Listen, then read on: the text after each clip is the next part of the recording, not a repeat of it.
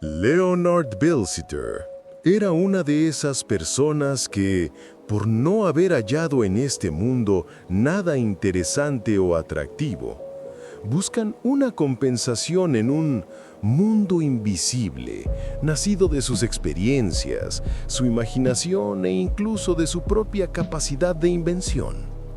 Los niños son excelentes para esa clase de cosas. Pero los niños se contentan con convencerse a sí mismos y no tratan de divulgar sus creencias procurando convencer a los demás. Leonard Belziter, por el contrario, estaba siempre dispuesto a compartir sus opiniones con una selecta minoría, o sea, con cualquiera que quisiera tomarse la molestia de escucharle. Sin duda alguna, sus aventuras en el mundo de lo invisible no le hubieran llevado más allá de las clásicas bobadas de los visionarios de salón si un accidente fortuito no hubiera venido a reforzar su caudal de historias misteriosas. En compañía de un amigo que se interesaba por las minas de los Urales, fue a Europa Oriental, en el momento en que la gran huelga de los ferroviarios rusos pasaba de ser una amenaza a ser una realidad. El acontecimiento le sorprendió en pleno viaje de vuelta, más allá de Perm.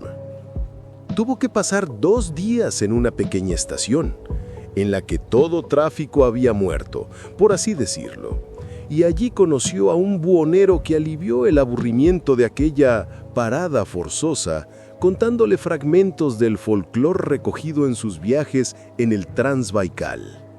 Leonard volvió a Inglaterra hablando abundantemente de sus experiencias sobre la huelga rusa y guardando un silencio inquietante sobre ciertas cosas oscuras y misteriosas a las cuales aludía de vez en cuando bajo el pomposo título de magia siberiana.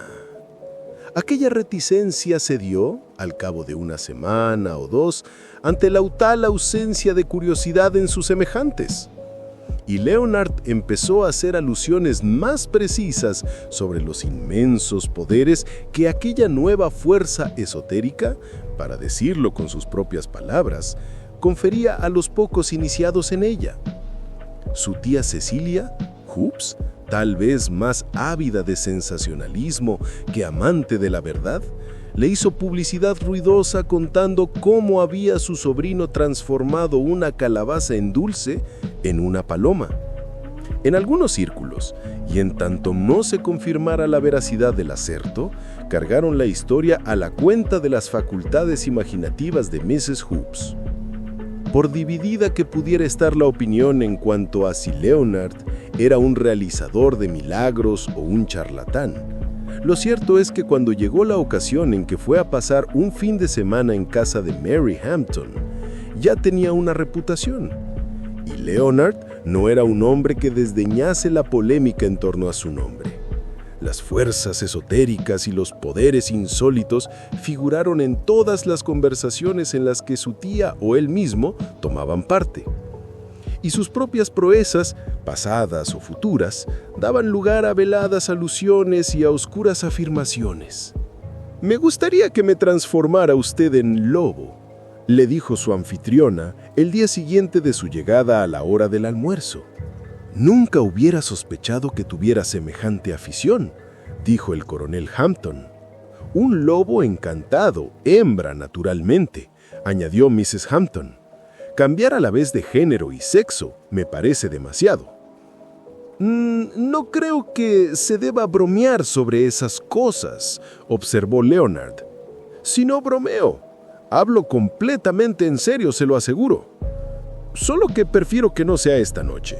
Hoy no somos más que 8 jugadores y eso estropearía una de las mesas de bridge. Mañana seremos más. O sea que mañana después de cenar». En el imperfecto estado actual de nuestros conocimientos sobre las fuerzas ocultas, creo que debería abordarse el tema con un espíritu de humildad, no de burla, declaró Leonard en un tono tan serio que todos se pusieron a hablar de otra cosa. Clovis Sangrail había estado guardando un silencio inusitado en él durante la conversación sobre las posibilidades de la magia siberiana.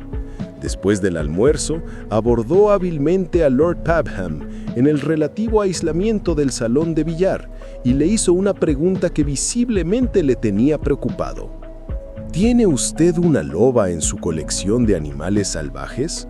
Una loba que no sea demasiado violenta. Lord Pabham meditó. «Está Luisa», dijo al fin, «un estupendo ejemplar de lobo gris. La conseguí hace 2 años a cambio de unos zorros árticos. La mayor parte de mis animales tardan muy poco en adquirir buen carácter. Creo poder afirmar que Luisa tiene el genio de un ángel para una loba. ¿Por qué me pregunta eso?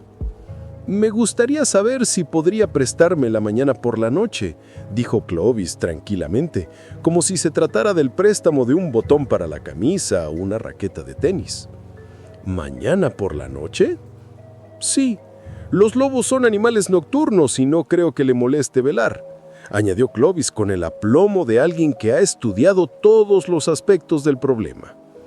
«Uno de sus criados podría traerla cuando haya cerrado la noche, y con un poco de ayuda podría sin duda meterla en la galería en el momento en que Mary Hampton haga una salida discreta». Lord Pabham contempló a Clovis con un estupor muy perdonable. Después, una sonrisa iluminó su cara. «Ah, ya entiendo lo que se propone. Usted quiere hacer un poco de magia siberiana por su cuenta. ¿Mrs. Hampton acepta servirle de cómplice? Mary está dispuesta a prestar su concurso si garantiza usted el buen carácter de Luisa». «Respondo de Luisa», aseguró Lord Pabham. El día siguiente, los invitados eran más numerosos, y el sentido innato que tenía Bilsiter para la publicidad no resistió al estímulo de ensanchar el círculo de su público. Durante la cena, se extendió largamente en sus consideraciones sobre las fuerzas ocultas y los poderes desconocidos, y el chorro de su elocuencia continuó manando mientras servían café en el saloncito, antes de la migración general hacia las mesas de bridge. La tía le atrajo un auditorio respetuoso, pero ávida de sensacionalismo como era, aspiraba a algo más espectacular que una simple demostración oral. «¿No te gustaría hacer algo para convencerlos de tus poderes?», suspiró. «Yo no sé transformar una cosa en otra, pero él sí puede si se siente impulsado a hacerlo», anunció a los que le rodeaban. «Hágalo, por favor», insistió Mavis. Casi todos los asistentes se hicieron eco de su petición. Incluso los que no estaban dispuestos a dejarse convencer, aceptaban asistir al espectáculo de un número de prestigilación. Leonard comprendió que todos esperaban una manifestación tangible de sus poderes. ¿Alguno de ustedes tiene una moneda de 3 peniques o otro objeto de poca valía? No pretende usted hacer desaparecer una moneda ni hacernos trucos tan rudimentarios, dijo Clovis con desprecio. Me parece muy poco amable por su parte no quererme convertir en una loba como le he pedido, dijo Mary Hampton, yendo hacia la galería para dar a sus periquitos su ración habitual de las sobras de la comida. Ya le advertí contra el peligro de tratar semejante asunto con espíritu de mofa, declaró Leonard con gravedad. No creo que usted sea capaz, eso es lo que pasa, lanzó Mary con una sonrisa provocativa. Lo desafío a que me convierta en una loba. Diciendo esto, desapareció de vista tras un macizo de azaleas. Mrs. Hampton, empezó Leonard cada vez más gravemente, pero no siguió hablando. Un viento helado atravesó la habitación y al mismo tiempo los loros y periquitos se pusieron a pillar ensordecedoramente. «¿Qué les pasa a esos endemoniados pájaros?», gritó el coronel. En aquel instante, un grito aún más penetrante de Mavis Pellington hizo que todos los presentes saltaran de sus sillas. En diversas actitudes de horror impotente o de instintiva defensa, permanecieron inmóviles ante el animal gris de aire perverso que los miraba fijamente desde el macizo de azaleas. Mrs. Hoops fue la primera en recuperarse. «Leonard», murmuró en dirección a su sobrino, «devuelve inmediatamente a Mrs. Hampton su aspecto normal. Puede saltar sobre cualquiera de nosotros de un momento a otro. Obedece». Yo no sé cómo se hace», balbuceó Leonard, que parecía más enloquecido y estupefacto que nadie. ¿Cómo?, gritó el coronel Hampton. «¿Se ha permitido usted convertir a mi mujer en una loba y ahora nos dice tranquilamente que se siente incapaz de devolverle su forma primitiva?»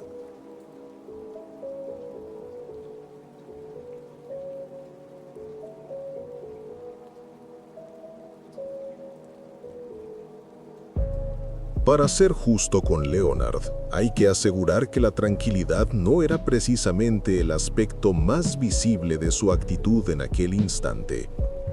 Le aseguro que no he trocado en loba a Mrs. Hampton, nada más lejos de mis intenciones. ¿Dónde está, entonces? ¿Y cómo se explica usted la presencia de esa fiera en la galería? No tendremos más remedio que aceptar su afirmación de que no ha convertido usted en loba a la señora Hampton, observó Clovis cortésmente. Pero convendrá conmigo en que las apariencias están contra usted. ¿Hay necesidad de entretenerse en recriminaciones cuando esta fiera va a saltar sobre nosotros en cualquier momento?, gritó Mavis con indignación. Lord Popham, usted conoce muy bien a los animales salvajes, sugirió el coronel. Los animales salvajes a los que estoy acostumbrado, contestó Lord Popham, me los traen vendedores muy conocidos, o bien nacen en mi propia casa.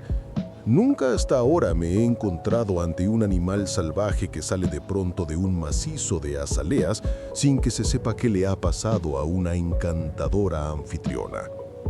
En lo que a este lobo se refiere, y a juzgar por su aspecto exterior, es un bello ejemplar hembra del lobo gris de América del Norte, variedad de la especie comúnmente llamada Canis lupus. No nos importa nada su nombre latino, lloriqueó Mavis, al ver que la fiera daba unos cuantos pasos por la habitación. ¿No podría atraérsele con algo de comida y encerrarlo en un lugar donde no pueda hacer daño? Si se trata de Mrs. Hampton, que acaba de comer una excelente cena, no creo que un poco de comida ejerza sobre ella mucho atractivo, comentó Clovis. Leonard, suplicó Mrs. Hobbs, aunque no hayas tenido nada que ver en esta metamorfosis, ¿no puedes utilizar tus dotes extraordinarias para convertir este temible animal en algo inofensivo? Antes de que nos haya mordido a todos, un conejo o no sé qué. No creo que al coronel le agrade ver a su mujer convertida en una sucesión de animales extraños, como si estuviéramos jugando con ella. Lo prohíbo formalmente, atronó el coronel. La mayor parte de los lobos que he conocido eran aficionados mucho al azúcar. Si quieren que ensayemos con este, cogió un terrón de azúcar y se lo tiró a Luisa, que lo estaba esperando, y lo atrapó al vuelo. Hubo entre la asistencia un suspiro de alivio. Un lobo que comía azúcar en lugar de devorar a los loros, en el mejor de los casos, ya era algo mucho menos aterrorizante. El suspiro se convirtió en un murmullo de acción de gracias cuando Lord Popham se llevó al animal fuera de la habitación, haciendo gestos de ofrecerle más azúcar. Todos se lanzaron a la galería. No había ni rastro de Mrs. Hampton, solo el plato que contenía la comida de los pájaros. «La puerta está cerrada con llave desde el interior», gritó Clovis, que había cerrado prestamente mientras que fingía que iba a verificar la cerradura. Todas las miradas volvieron hacia Bilsiter. «Si no ha transformado a mi mujer en loba, ¿quiere tener la bondad de explicarme por dónde ha desaparecido, ya que, evidentemente, no ha podido salir a través de una puerta cerrada? No pretendo explicarme cómo ha podido aparecer un lobo gris en esta galería, pero creo tener derecho a conocer la suerte de mi mujer». Las renovadas protestas de Bilsiter fueron acogidas por un murmullo general de incredulidad matizado de impaciencia. «Me rehúso categóricamente a permanecer una hora más bajo este techo», declaró Mavis Pellington. «Si nuestra anfitriona ha perdido verdaderamente su forma humana, ninguna mujer puede permanecer aquí. Me rehúso reiteramente a verme convertida en loba». «Es una loba», rectificó Clovis, apaciguador. Nadie podía decir cuál era la regla de conducta en trance semejante, ni cómo debían afrontarse circunstancias tan inusuales. La repentina aparición de Mrs. Hampton quitó todo interés a la discusión. Alguien me ha hipnotizado, porque me encontraba de pronto metida en el cuartito donde se deja la casa y Lord Popham me estaba dando azúcar. Me horroriza la sola idea de que me hipnoticen y el médico me ha prohibido el azúcar. Se la puso al corriente. Entonces, ¿me ha convertido usted en loba de verdad, Mr. Bilsiter?, gritó, encantada. Pero Leonard había quemado el navío en el que aún hubiera podido navegar camino de la gloria. Se contentó con negar, sacudiendo la cabeza. «He sido yo el que me he tomado esa libertad», dijo Clovis. «Comprenda usted, ocurre que he vivido 2 años en Rusia y tengo un conocimiento menos superficial del que pueda tener un simple turista sobre las prácticas mágicas de la región del noroeste. No me gusta mucho hablar de esos poderes ocultos, pero de vez en cuando uno oye contar 1000 absurdos a propósito de ellos, se siente la tentación de demostrar de lo que es capaz la magia siberiana cuando la maneja alguien que la conoce a fondo.